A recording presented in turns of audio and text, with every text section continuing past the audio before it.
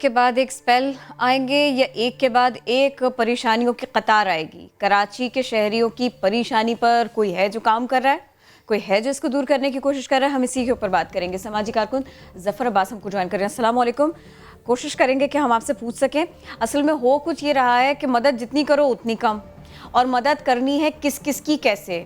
लोगों का घर गया, घर का सामान गया, छत गई, जो किराए के मकान में रहता है वो परेशान है कि आने वाले दिनों में किराया दूं तो कैसे दूं। जिसका कारोबार है, छोटा कारोबार हो, दुकानें हो, सब कुछ तबाह हाल, और फिर करेगा कौन कोई इस सिलसिले में काम, ये भी एक सवाल है। जफर अब्बास साहब अस्सलाम वालेकुम, कैसे हैं आप? प्लीज़ अगर मेरी आवाज़ आपको आ रही है तो बताइएगा। ये इतना सारा डैमेज, और इसको तो मुझे लगता है कैलकुलेट करने वाला भी कोई नहीं। अब तक जिस तरह से आपने लोगों की हेल्प की है, कैसे कैसे की है, ज़रा सा बताइए हमारे नाज़रीन को। देखें, हम पिछले 15 दिनों से मुख्तलिफ इलाकों में पका हुआ खाना भेज रहे हैं, जहाँ जहाँ लोग फंस रहे हैं, कभी कोई इलाका कभी कोई इलाका। अभी इस वक्त सरजानी टाउन में हम सारी अपडेट डाल रहे हैं, अपने फेसबुक पे भी डाल रहे हैं किस तरह से पका हुआ खाना तैयार हो रहा है। कई 100 देखें जा रही हैं, ओपन हम दिखा भी रहे हैं किन कैटरिंगों में पक रहा है, कितने बड़े पैमाने पे। जिसको चाहिए हमसे रब्ता करें। सॉरी जफर भाई, आपकी बात कट रही है, मुझे प्लीज ये भी बताइएगा कि ये आप काम तो आप बहुत अच्छा कर रहे हैं, लेकिन ये काफी नहीं है। शोएब भी वहां गए थे, और मसला ये है कि वहां से लोगों को निकाला जाए। जहां पानी नहीं है, जहां लाइट नहीं है, जहां गैस नहीं है, वो मसला इसी तरह से हल हो सकता है कि उन्हें मूव कराया जाए। अब मुझे बताइए कि क्या इस सिलसिले में भी काम कर रहे हैं आप? देखिए, मैं जिस दिन से हैवी बारिश हुई अपील कर रहा हूँ कि इन लोगों को स्कूलों में शिफ्ट किया जाए।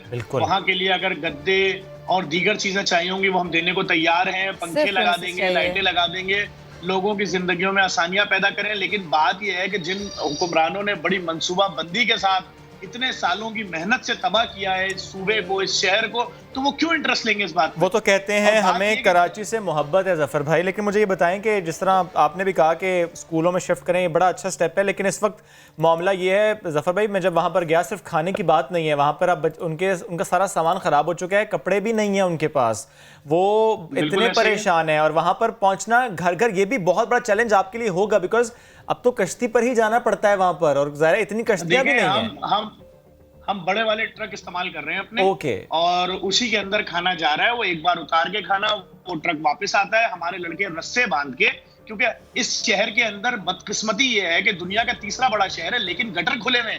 बिल्कुल। उस बेचारे बच्चे को जो गुलशन इकबाल में रहता है, फेडरल बेरिया में रहता है, लियाकताबाद में रहता है, और रेस्क्यू करने हमारे साथ गया है सरजानी टाउन। उसका क्या कसूर है कि वो उस इलाके के गटर में डूब के मर जाए? हम उसके वालिदैन को क्या बताएंगे? तुम्हारा बच्चा दूसरों के लिए खाना लेकर गया था और ये ले उसकी लाश हम ले आए।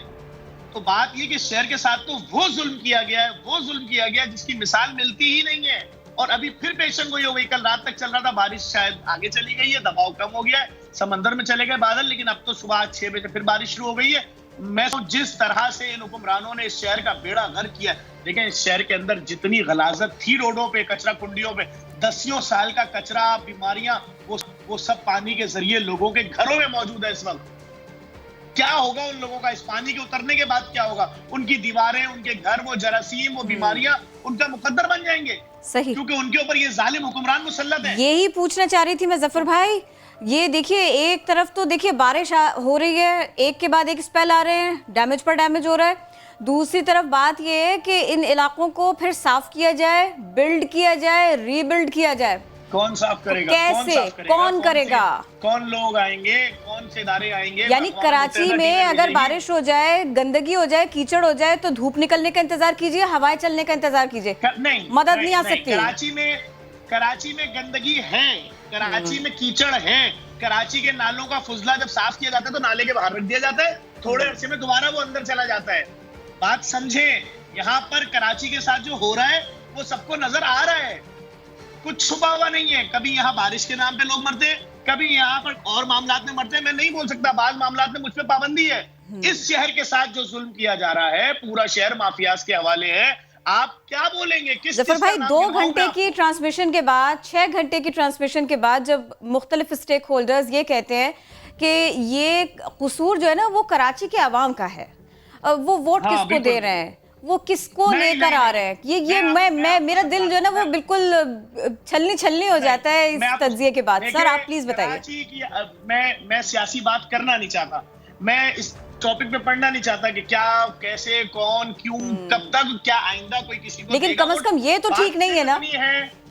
जिस दिन कराची की आवाम इस जुल्म के खिलाफ, सिंध की आवाम इन जालिम हुक्मरानों के खिलाफ अपने घरों से बाहर आ गई, सबकी तबीयत साफ हो जाएगी।